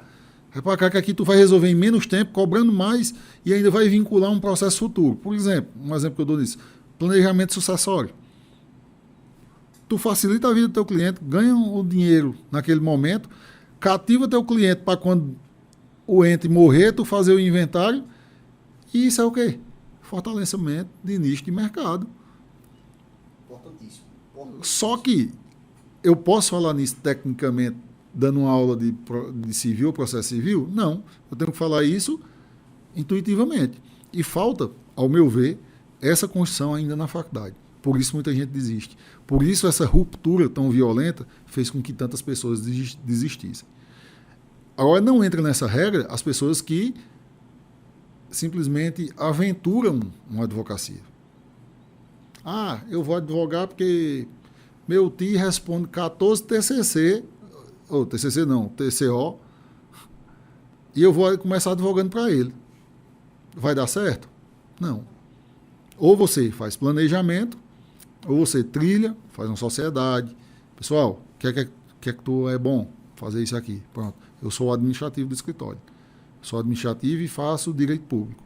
Tu vai fazer civil, tu vai fazer trabalho, tu vai fazer criminal e vamos arrumar uma pessoa para fazer previdenciário, que é o que dá mais dinheiro mais ligeiro. Para a gente pagar as contas. Todo mundo vai fazer previdenciário. Tá bom? Tá bom. Ninguém começa perfeito, não. A gente tem que se reconstruir, tem que construir nossa expertise, a gente tem que construir nossa trajetória. Montando as estratégias e por aí vai. Mesmo aqueles que receberam um grande legado patrimonial, de estrutura, não vingam se não tiver esforço. Eu até anotei aqui, é o que eu chamo de síndrome do Edinho Pelé. Genética para ser o melhor do mundo? Tem. Nome? Tem. Facilidades? Tem. Mídia? Tem. Deu certo? Não. Foi para onde? É culpa de Pelé? Não. Então, a gente tem que pensar exatamente nisso. Não só o talento, não só a oportunidade, não só a condição financeira, nada disso isoladamente vai lhe dar a oportunidade. E, acima de tudo, você querer. Eu vi pessoas desistirem da advocacia sem ao menos tentar. Não, eu vou fazer concurso. Tá certo, a tua vocação vai fazer concurso. Show de bola. Ótimo. Você vai ser feliz? Ótimo. Agora, tu não pode dizer, macho, eu acho muito massa fazer um júri. Cara, meu sonho é fazer um júri. Mas eu não vou não, porque eu vou fazer concurso para policial civil, porque eu preciso ganhar meu dinheiro. Preciso ter estabilidade. Preciso ter estabilidade. E quem disse que advogado não dá estabilidade? Quem foi que inventou isso? Quem foi que disse isso? Dá trabalho? Dá. E para passar num concurso não dá trabalho também, não? É porque o pessoal também, Cláudio, não percebe que a advocacia é uma profissão médio e longo prazo. Você falou dos 5 anos, eu interrompi aqui porque eu ia dizer, poxa, eu passei. Eu tô com 6, então eu não vou desistir, claro. Certo? Mas eu enxerguei isso lá na frente. Apanhei, sofri, vivenciei coisas que eu disse, poxa, realmente cheguei a pensar, eu acho que minha mãe tá certa, era melhor ter feito um concurso. Mas, ao mesmo tempo, eu fui estudando e entendendo que a advocacia é médio e longo prazo. E médio e longo prazo é médio e longo prazo mesmo. Não é uma coisa que eu vou chegar aqui no primeiro ano, no segundo ano, no terceiro ano. Ah, eu tô falando, gente, Cláudio, Clarice, de começar a ganhar dinheiro. Não significa dizer que você não sobrevive, que você não paga suas contas a curto prazo. Não existe isso. Conforme você falou, vamos fazer o previdenciário, que você tem uma média de um processo ser julgado em 90 dias, certo? Você está iniciando, 90 dias você não quebra, meu irmão. Até porque você saiu da faculdade, você passou 5 anos ali com aquela mesma renda, então você não quebra. Sabe uma coisa, disso que falta muito?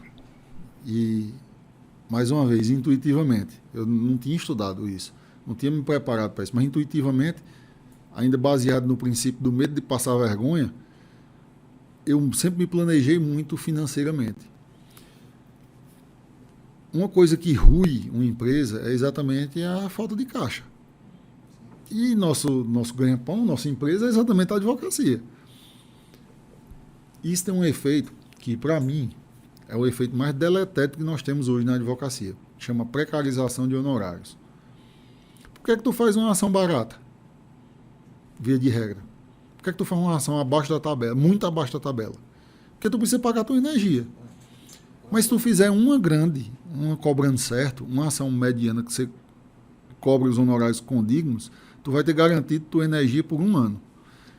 Mas se tu se planejar, Agora, se tu pegar o dinheiro, ganha o dinheiro para pagar a energia de 1 ano e compra todinho de terno Armani, aí você vai ficar de terno Armani no calor. Aí é tua escolha. Aí, a pessoa faz isso por maldade? Faz não. Olha, só tem uma... Olha, ganhar dinheiro não é bom não. Bom mesmo é gastar. Só que a gente tem que ter essa dimensão. Quer que todo recém-formado intuitivamente costuma fazer. Vai lá, primeiro dinheiro que ganha, dá entrada num carro, financia o carro até o talo. Precisa de um carro para rodar? Claro que precisa. Se puder comprar o carro, ótimo. Mas não é melhor tu comprar o carrinho que aquele dinheiro dá e não ficar devendo para tu ter uma margem de trabalhar folgado? Então, planejamento. Isso é muito difícil. Eu acho que isso tem que ser ensinado o quanto antes. Nas faculdades, o quanto antes. Na OAB. E aqui eu não estou fazendo crítica a ninguém. Eu estou sugerindo, estou trazendo ideias. Ou independente de faculdade, de OAB, que o aluno ele busque isso, né? Busque isso. Eu tive que buscar isso na internet, no YouTube. Eu também fiz isso. Na época, eu me lembro que tinha um cara que falava muito sobre isso, e hoje até fala sobre isso, que é o Rodrigo Padilha. Eu tive a oportunidade, quando estive na UAB, de fazer uma live com ele, né? Eu estive lá na ESA, e ele mandei um e-mail para ele. Primeiro, eu deu uma de doido, né? Como diz aqui a gente diz aqui na região. Mandei um e-mail dizendo que queria fazer uma live com ele, tá me apresentando na época da pandemia e tal. O cara mora nos Estados Unidos, pô. Eu digo, ele vai nem responder.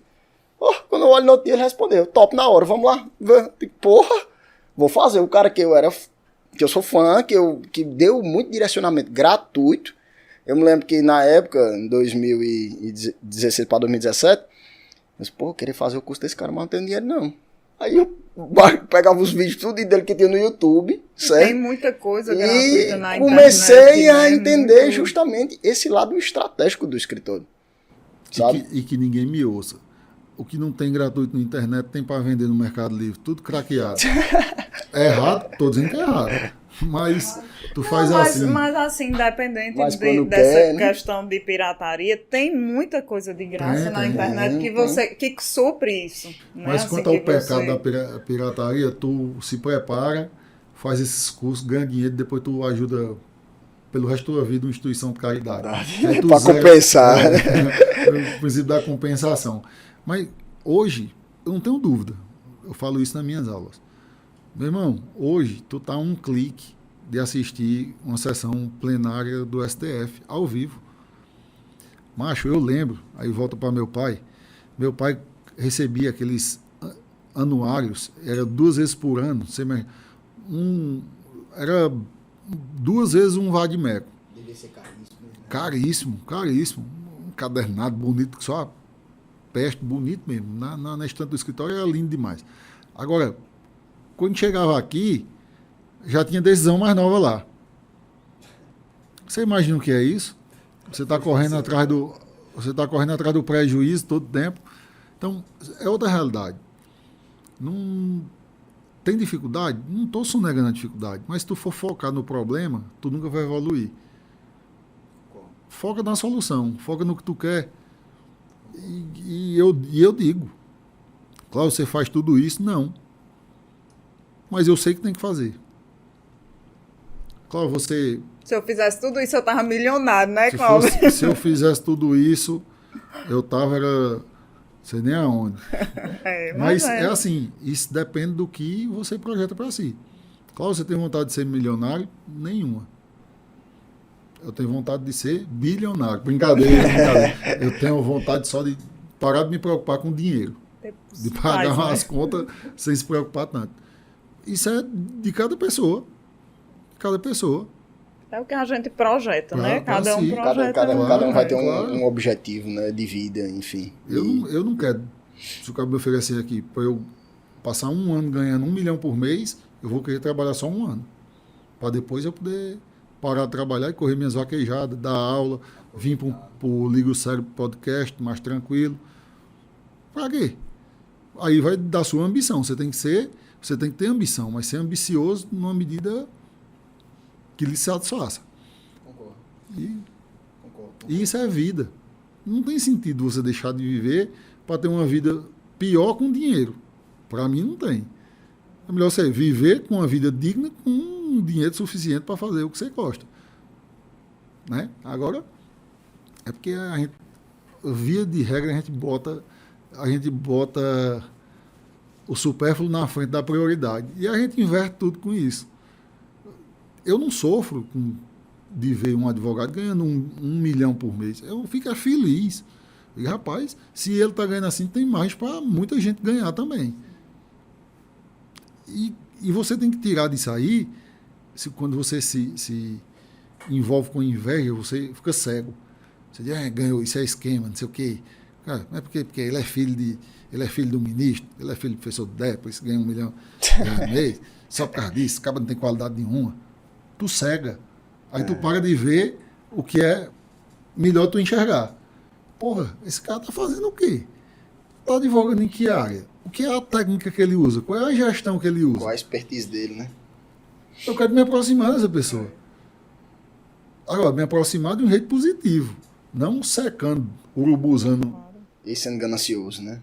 É para assim, você ter aquela referência como espelho, como inspiração, e não como inveja, como que infelizmente ainda tem muito na nossa profissão e em tantas outras. Na sociedade como um todo, né? Mas eu sou um realista quanto às dificuldades, até porque conhecendo as dificuldades a gente tem que fazer alguma coisa para mudar, mas eu sou um otimista quanto às realizações. A gente vai fazer alguma coisa para melhorar e vai melhorar.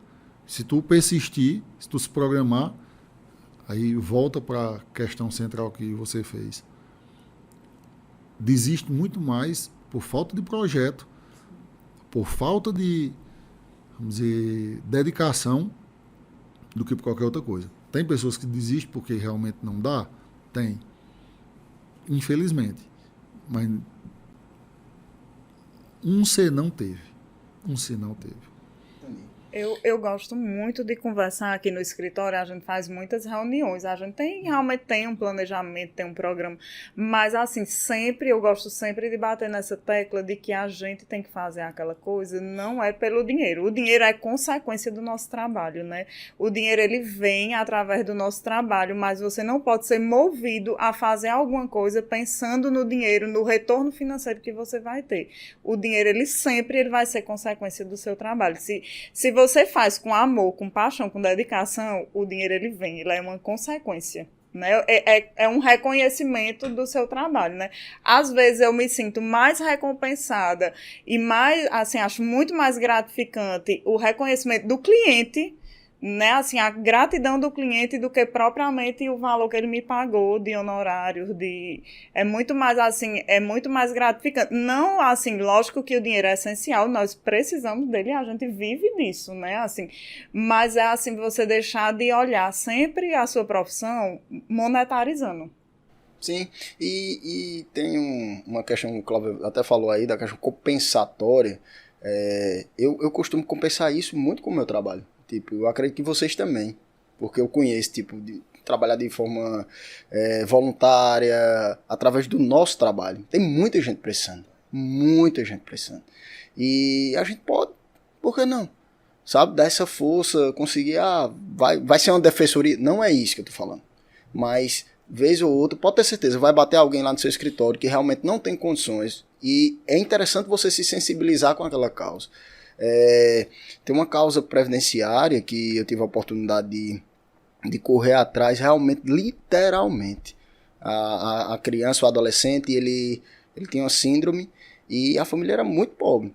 E eu ia na casa da família, pegava ele, botava dentro do meu carro, levei para tirar uma certidão de nascimento, porque não tinha segunda via. Fui no CSU para poder conseguir ali, porque eu também não tinha muitas condições, não queria pagar a segunda via, mas consegui no CSU. Tiramos novamente a segunda via do RG. Tudo isso para conseguir aposentar. Infelizmente, esses dias, a mãe dele ligou dizendo que ele faleceu. Ele realmente tinha uma doença, enfim, que a prospecção de vida dele não era muito. Mas eu me senti altamente grato. Não foi pelo dinheiro, sabe? Porque na época ela disse, rapaz, eu já tentei aposentar, né, que é o benefício, enfim, diversas vezes e a gente nunca conseguiu. Por quê? Não era a doença em si, a CID, o direito. Era o fato de que ela não tinha condições de levar ele nem para tirar uma segunda via de certidão de nascimento. Não tinha que fazer o básico do básico. Porque não tinha documentação. Então, acho que a gente também, né, tem essa responsabilidade social. Demais. Acho que nós temos essa responsabilidade social.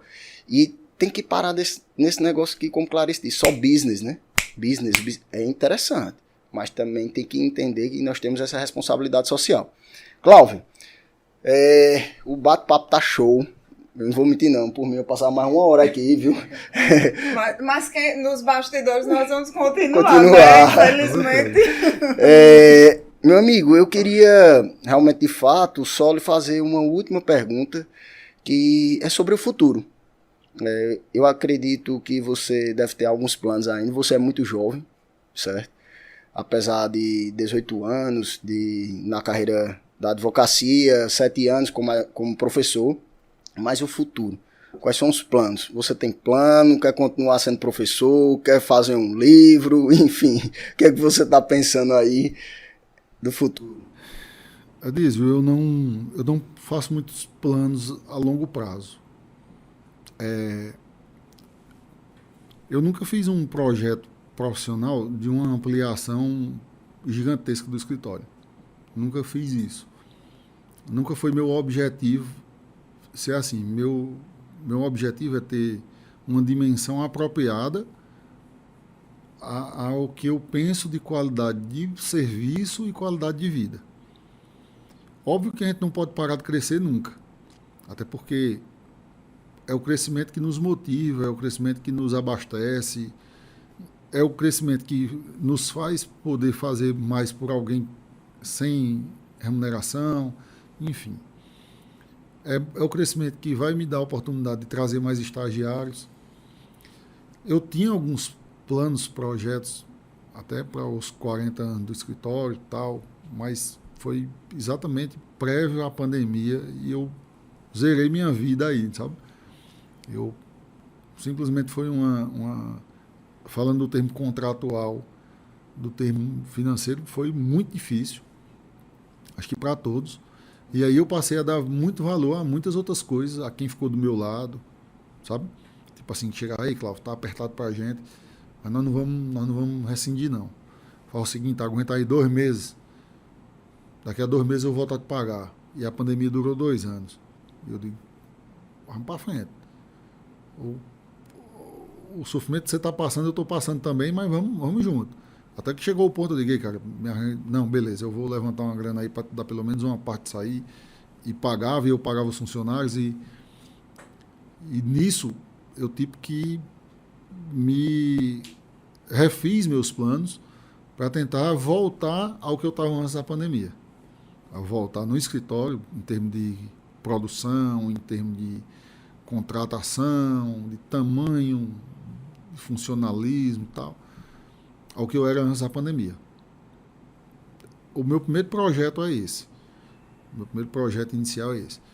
Mas eu não faço planos muito distantes do que eu tenho hoje. Não que eu tenho hoje como finanças, mas sim como atividade.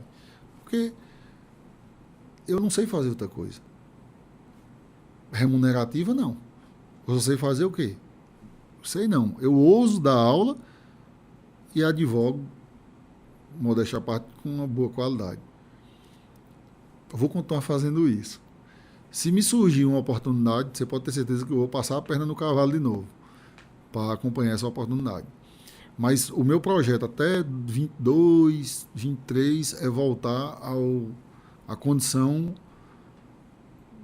empresarial, financeira e de trabalho que a gente tinha antes da pandemia.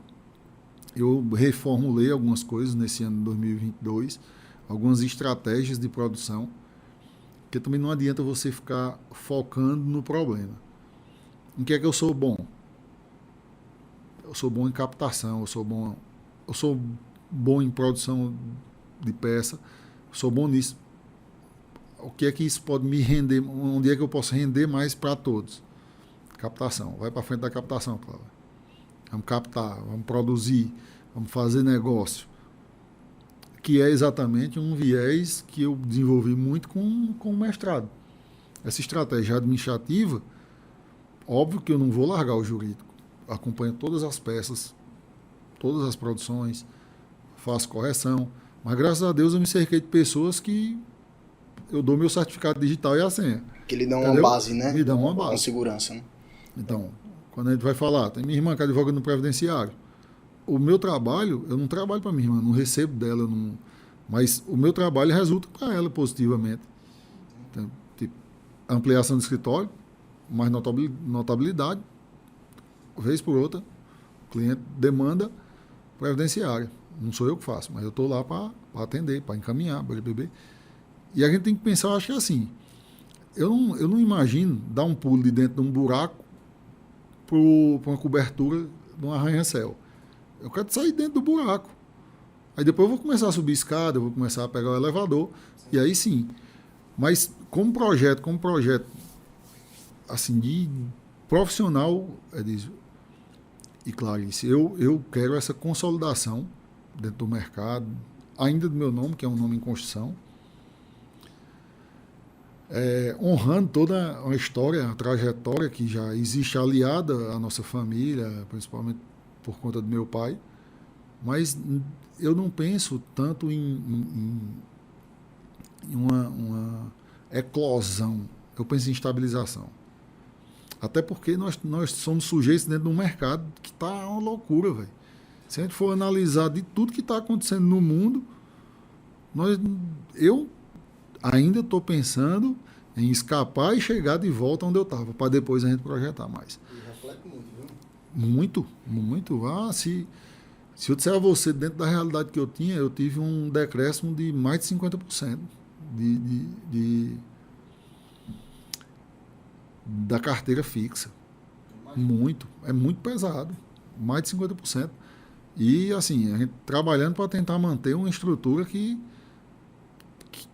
não é barato, você sabe, uma mão de obra dessa não é uma mão de obra barata. Você quer uma pessoa que tem qualidade, você tem que remunerar dignamente. Então, eu modifiquei um pouco aí, já até revelando um pouco da questão estratégica, eu modifiquei a questão da remuneração, levando para mais uma remuneração de produtividade. Foi um caminho que eu adotei para enxugar um custo fixo e trazer um custo de ganho sobre ganho. Foi uma das estratégias que eu adotei dentro de minha casinha, que é do tamanho de uma caixa de fósforo. Mas, se eu consigo visualizar isso dentro de um negócio pequeno, aí é que eu tenho que ter medida rápida. Eu aprendi com outros negócios que eu tenho exatamente isso. Aprendi, inclusive, com o Davi, meu irmão, que é um cara super estudioso nesse negócio de gestão e tal. Uma coisa que você... A velocidade com que você percebe o seu erro e muda a sua rota faz toda a diferença. Sim. Então, eu tive um tempo muito focado, Edísio, em captação de cliente fixo. É bom, é excelente. Você conseguir ter aquela carteira, só que aquilo ali traz imobilização e imobilização de custo. E outra coisa, o mercado, como eu disse, é muito dinâmico e muito concorrencial. Tipo, tu cobra X para fazer uma assessoria jurídica, ou outro cara cobra meio X, que não remunera. E aí essa guerra faz com que você fique, às vezes, com uma estrutura muito pesada para uma remuneração muito pouca. E aí você perde dinheiro. Sim. Então, eu comecei a caminhar, por exemplo, hoje. Quero restabelecer a vinculação ou com os mesmos ou com outros clientes que eu tenha margem. Isso vai passar um pouquinho também pela extensão territorial. Negócio num território mais amplo traz essa possibilidade. Mas graças a Deus, a Nossa Senhora, que agora, final de janeiro, fevereiro para mais, a gente começou a ter uma nova retomada, que é cíclico, a gente não sabe quanto tempo dura, e por isso que eu falo tanto em gestão. Eu não posso me encantar com o meu cofre cheio hoje e descer o martelo no porquinho, não. Aí, se eu quero ter uma estrutura estável, eu tenho que estabilizar meu custo e meus ganhos. Mas eu quero, aos poucos, fazer essa retomada e, aos poucos, fazer uma pequena expansão territorial que eu já tive antigamente. Sabe? Advogar em cidades menores, como eu tive escritório e advocacia em Jardim, como eu tive escritório em algumas cidades do interior do Pernambuco. E isso passa por uma nova estratégia que eu tenho, que é a fomentação de parceria. Para mim é fundamental. Por mais que eu tenha pessoas que possam fazer esse trabalho, eu ter essa mão dupla, esse aspecto sinalagmático da relação, traz mais ganhos, traz mais velocidade. Hoje, por exemplo, o que é que eu quero implementar? Muito. Parceria com meus alunos. Cidade pequena. Ei, mas tu é especialista em criminal. Vamos fazer uma parceria na parte civil? Eu sou especialista em empresarial. Pois pronto, eu tenho uma tese empresarial para a gente vender aqui, readequação societária, planejamento sucessório. Eu acho que é aí que a gente vai conseguir muita gente vinculada para produzir e ganhar mais. E todo mundo ganha, né? Todo mundo ganha. É o lance da advocacia. Não precisa ser só, você pode ter parceiros. Só, entendeu? Com certeza. E é só você acordar bem. E aí é um lance que eu acho que você já tem essa expertise. A experiência lhe traz isso. Antes, quando você vai começar uma sociedade sem nenhuma experiência, você vai ali, vai acanhado e tal. Muitas vezes não dá certo. Mas hoje não, vamos fazer uma parceria, é assim, os termos são esses, a gente divide isso e tal, questão técnica, produtiva. E isso é interessante. É compliance pura, né? E gestão. Essa parte da pandemia, Cláudio, eu acho que deu uma porrada aí na advocacia, porque teve gente que passou 6 meses, eu conversei com alguns advogados, rapaz, eu passei 6 meses e eu não sabia o que fazer. E envolveu questão de saúde, enfim, diversas empresas, e a advocacia para a pessoa física parou, porque o camarada ali, ele estava querendo saber de viver, ele queria saber se o processo dele, pelo menos, meus clientes não perguntavam mais sobre o processo, não. Eu que ficava falando, eu tô vendo aqui, viu, o processo, ver se vai dar certo, para ver se ele não me esquecia. Mas eu percebi que passou 6 meses assim, parado. E para quem advoga, para a pessoa jurídica, como você advoga, faz a assessoria, eu também faço, tivemos sofrimento demais, porque a gente não sabia se a empresa ia ou não sobreviver. E ou você dava a mão para ajudar, porque ele estava num momento tenso ali da vida, ou não funcionava.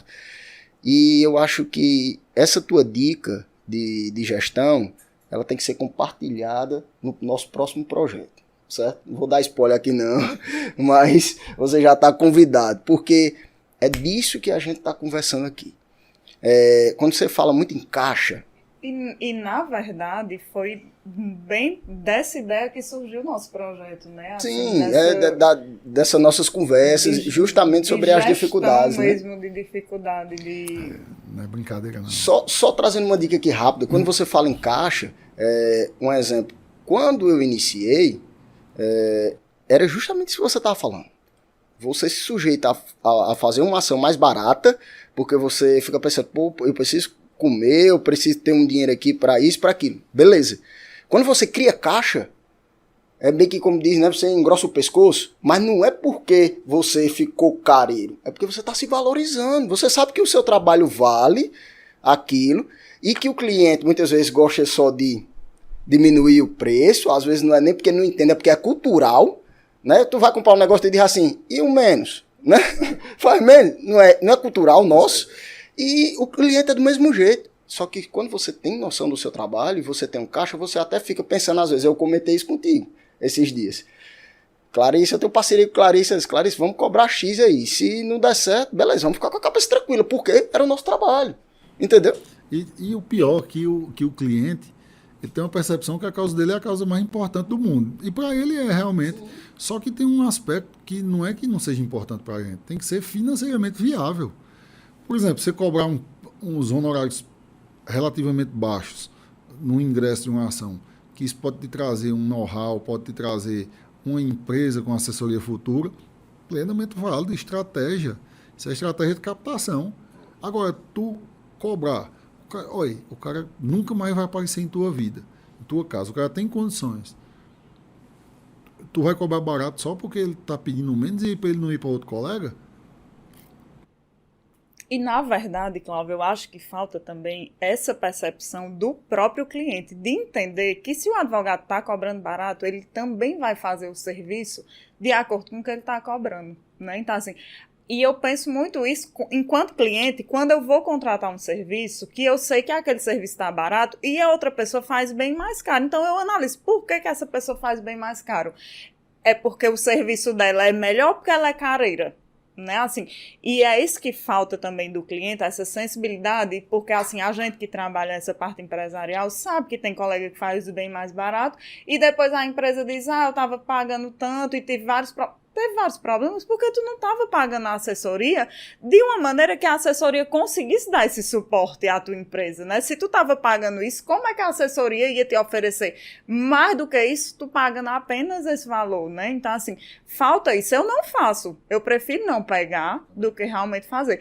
E, assim, aqui a gente tem papo para horas mesmo, mas eu ouvindo vocês, eu já fiz um caminho bem diferente na pandemia, graças a Deus. Assim, eu tive essa sorte que eu sempre tive o pé muito no chão, então eu tinha um caixa que me dava, assim, uma certa estabilidade durante essa pandemia e eu acabei realmente fazendo esse caminho inverso e eu consegui crescer na pandemia. Vê só, assim, na advocacia, porque eu virei a chave, que aí, como eu digo, a gente tem conversa aqui para horas, mas eu consegui na pandemia virar a chave e mudar a minha advocacia, que foi quando eu abri o meu próprio escritório, foi na pandemia, né, assim, e consegui realmente crescer na advocacia na pandemia, porque eu tive uma virada de chave na pandemia. Eu entendi, assim, que o empresário, ele estava sufocado, ele não ia conseguir, né, assim, manter a mesma contratação de serviço e acabei mudando um pouco a minha advocacia. Você disse, a pessoa física não contrata.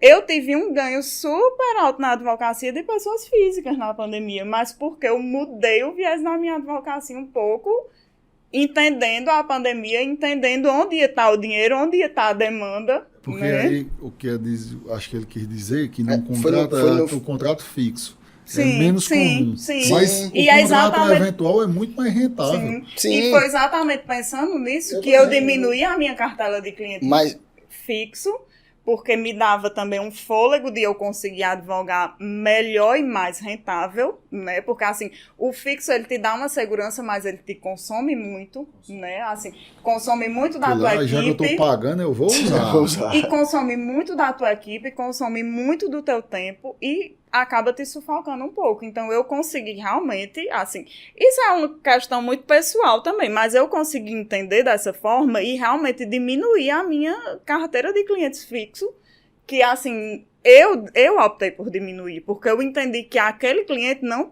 eu não estava conseguindo dar, assim, o suporte que ele precisava no valor que ele estava conseguindo me pagar. Quando eu falei assim, Clarice, foi no início da pandemia, assim, naquele baque. Sabe? Sim. Tipo, eita, vamos todo mundo pra casa, todo mundo vai morrer. Eu não queria chegar perto da minha mãe e imagino perto de um cliente. Não, sim, eu senti isso realmente, mas como eu disse, eu tinha caixa para me manter durante esse... O que ocorreu comigo, assim, realmente, de fato, foi o que eu disse, rapaz, eu vou sofrer na pessoa física, porque em 2019 eu tinha virado a chave do escritório para que o escritório pudesse me remunerar através de Prolabore, tanto a mim como aos meus sócios e como as pessoas que estavam lá, justamente para a gente criar caixa, né? Tendo um pensamento mais empresarial. E aí, quem vai se sacrificar são os sócios, né? São sócios que realmente, de fato, vão se sacrificar. E foi isso que aconteceu. Mas a história da pessoa física foi isso que eu senti nos 6 primeiros meses, sabe? Primeiro, meu receio mesmo, eu não sei se vocês pensaram, mas na pandemia eu tinha uma ideia assim, meu Deus, vou matar minha mãe. Eu ficava, porque era aquela coisa que ninguém sabia onde podia pegar, se podia respirar. Sim. E aquela loucura. Eu acho que a pandemia também, por me deixar mais tempo em casa, me proporcionou essa virada de chave, fez eu conseguir realmente... Que é o grande lance de pensar. Pensar, porque eu tava sem tempo. tempo. A gente teve tempo para pensar. Eu tava sem tempo, no automático, trabalhando. Exatamente. E talvez o grande valor que eu vou me referir aos empresários, os contratantes em geral. Meu irmão, tu parar de sufocar e o cara te dá uma boa ideia, que é o que eu penso muito sobre assessoria empresarial. Hoje, a assessoria empresarial, por exemplo, do meu mestrado, o mestrado era dos negócios e das empresas, não era exclusivamente em direito empresarial, ela era em negócio, em tratativas com a empresa, em fomento da empresa. Resumidamente, tirar o foco do advogado de ser um custo e o advogado ser um instrumento de investimento, de crescimento, de evitar danos. Fazer parte da engrenagem ali. Que é exatamente a mecânica da análise de risco, de várias coisas lindas e profundas que a gente pode propiciar. Só que, às vezes, o advogado, ou às vezes o contratante, ele é tão ansioso por não fazer um investimento em vão, que a cabeça da gente, eu acho que todos nós, quem advoga mesmo e que, principalmente da assessoria jurídica, ele não para de pensar em soluções. A gente é um resolvedor do problema por essência, mas a gente pode mudar um pouquinho da resolução do problema para o fomento, que hoje é um mercado CEO. CEO não é outra coisa, não. É um gestor, e por que não CEO jurídico? Não dentro do escritório, não o CEO, se eu sou o chefe do escritório, é o CEO de gestão, de entendimento jurídico, de tratativa jurídica. Eu acho que o caminho vai ser muito por aí. Eu acho que o caminho do mercado é esse. Só que também, aí aqui eu faço vamos dizer, uma ponderação um tanto quanto antipática, que eu vou dizer, a grande maioria dos contratantes empresariais não estão preparados para isso. Eles não estão preparados. Quando você chega vendendo essa história aí, quer me tapear. Culturalmente aqui na região, não. Exatamente, é aqui mesmo que eu estou falando. Quando eu tive a oportunidade de conversar com algumas empresas de São Paulo, e o pessoal paga por essa tua expertise, sabe? Não é, ele paga pela tua expertise técnica, que essa tua expertise empresarial realmente é uma coisa tua, que tu tá desenvolvendo, tu tá estudando, tu tá vendo aquilo através de mestrado, e tu tá montando teses, certo? E aí essa tese aí vai entrar em todos os ramos, né? Que aí você vai se especializando, enfim. Realmente... É o verdadeiro sentido da assessoria. É porque se banalizou, né? Sim. A assessoria, ela é um ponto-chave. Inclusive eu escrevi sobre isso. Cadê eu mostro para você, assim, não é nada tecnicamente científico, mas algo de uma percepção de alguns textos que eu li, a questão da entrega na assessoria. Quando tu vai fazer um contrato, tu tem que deixar muito mais claro o que é que tua assessoria propõe, até para tu não ser vilipendiado quanto ao teu trabalho, nem estar simplesmente vendendo balela ao teu consumidor. É uma coisa que a gente precisa ter muito ajuste. A gente precisa ter um ajuste quanto à entrega. Porque todo mundo entrega. Claro, mas nossa profissão é uma profissão de meio. Olha, é de meio quanto à responsabilização. Mas se tu não der resultado, tu não gera economicamente resultado, você pode ter certeza que você vai ser descartado. Então, acho que, até para pontuar bem claramente para quem escuta isso, é você ser útil e ser efetivo. Não adianta você ser só efetivo judicialmente e ser inefetivo em outros aspectos. Tem que ser exatamente... Até porque ser efetivo judicialmente depende de tantas coisas. Você fez seu trabalho bem feito, responsabilidade de meio, beleza, obrigação de meio. O resultado tu não pode garantir, porque não depende de si. Não depende só de ti. Tu faz tudo certo, o cliente chega lá e dá um péssimo depoimento. O que é que você tem que fazer? Então, trazer um que mais para essa relação contratual, eu acho que é o futuro que a gente tem. E é o que é um dos meus projetos de futuro, é sair um pouquinho do aspecto judicial, embora eu goste muito, mas criar um espaço para que eu possa caminhar fora disso. Esse é um dos pontos que eu quero evoluir. Cláudio, a gente está bem alinhado. Eu falei justamente essa frase aí no podcast passado que você disse, dessa questão de meio e resultado. E eu fico feliz. Sabe por quê? Porque eu tenho 6 anos de advocacia, você tem 18. A gente tem um pensamento muito parecido e vai profissionalizar. O mercado vai ficar lindo, porque o Cariri já é lindo, né? E aí a gente vai conseguir cada vez mais estar profissionalizando. Clarice, é isso, eu acho né? que não dá para esticar mais não, já foram 2 horas aqui de conversa, viu? Eu acho que tinha papo aqui pra gente passar mais 1 hora tranquilo. Eu peço até perdão, viu, pessoal? Não, mas assim, a gente realmente se envolve, né? Assim, eu acho, pelo menos assim, na nossa condição de advogado, é no momento que a gente se sente mais confortável, é nessa roda, né? É onde a gente conversa sobre o que efetivamente a gente faz, o que deu certo, o que não deu, né? A gente consegue dizer a nossa vivência real. Aqui nós estamos falando realmente da advocacia, né? Não desmerecendo nem desprestigiando nenhum dos outros convidados que todos assim vieram para agregar e trouxeram uma bagagem, né? Mas é aqui onde a gente se sente confortável para falar realmente da nossa profissão e poder realmente levar para esses estudantes, jovens advogados, a nossa vivência mesmo. Aqui a gente está no sofá de casa, né? Só que aqui a gente está com o cérebro ligado. Tem que estar pensando. Eu busco muito isso. Eu procuro balancear, sabe, Adísio? Os momentos de higiene mental.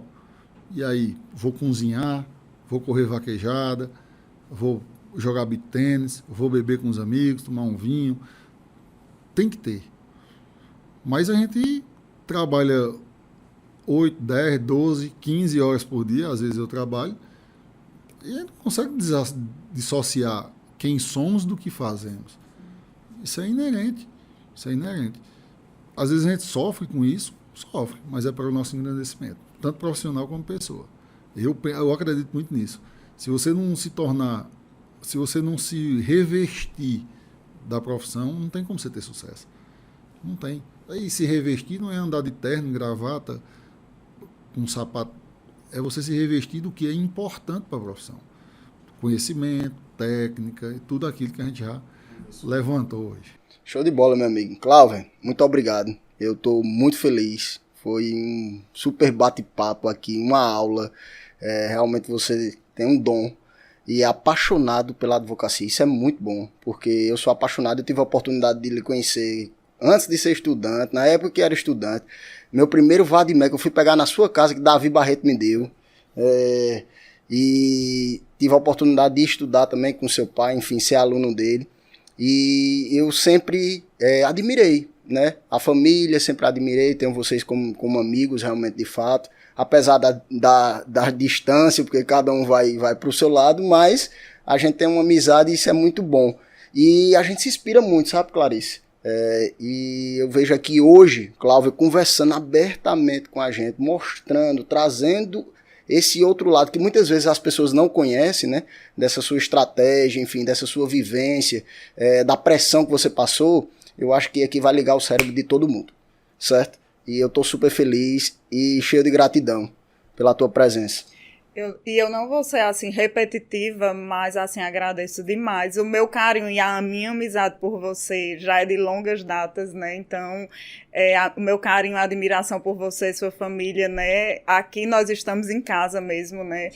Então, eu agradeço demais a sua disponibilidade de realmente vir aqui e falar abertamente e poder levar, assim, para esses advogados que estão sem uma expectativa, sem uma ideia, né, de como fazer. Eu acho que você trouxe muita coisa. Você vai, assim, abrir, ligar o cérebro de muitos advogados que estão na mesmice, estão sem ideias, né? Então, agradeço demais a sua presença aqui. Queria pedir a todos que se inscrevam no nosso canal, assistam o episódio até o final, sigam a gente no Instagram, né? Isso. Eu já estou seguindo. Mas, se eu puder dizer uma frase, para a gente resumir tudo isso aqui, além de agradecer a vocês empenhoradamente, dizer que eu estou muito à vontade, porque estou ladeado de amigos, e eu puder dar uma frase, muita gente se sente intimidada com começar a advogar. Teve uma frase que eu coloquei no meu discurso de posse da reeleição, daquela que você mencionou, tão grande que é mais ou menos assim que eu dizia, e é uma coisa que eu acredito muito. E eu acho que serve muito de propulsor para a vida de quem está na dificuldade, de quem pensa em advogar e vê as dificuldades que realmente existem. E eu disse mais ou menos assim que para a advocacia não existe a prevalência de sobrenomes. E não existe advogado grande ou pequeno, mas simplesmente advogado. Porque ao exercitar somos todos iguais. Quanto ao sucesso, vai depender do que você faça, independente do seu sobrenome. Eu pude ter um sobrenome que já tem história mínima aqui no Cariri, que não é nada, mas você imagina de tantas e tantas pessoas que começaram sem nenhum sobrenome, sem nenhum parente, e são muito mais bem-sucedidos do que outros que têm. Então, não vai do teu sobrenome, não vai de você começar grande ou pequeno, vai de quanto você queira crescer. E eu acho que é isso em tudo na vida, na advocacia também. É isso aí, meus amigos. Hoje nós tivemos a participação do nosso amigo Cláudio Barreto. Espero que vocês curtam e sigam o nosso Instagram. Liguem o cérebro.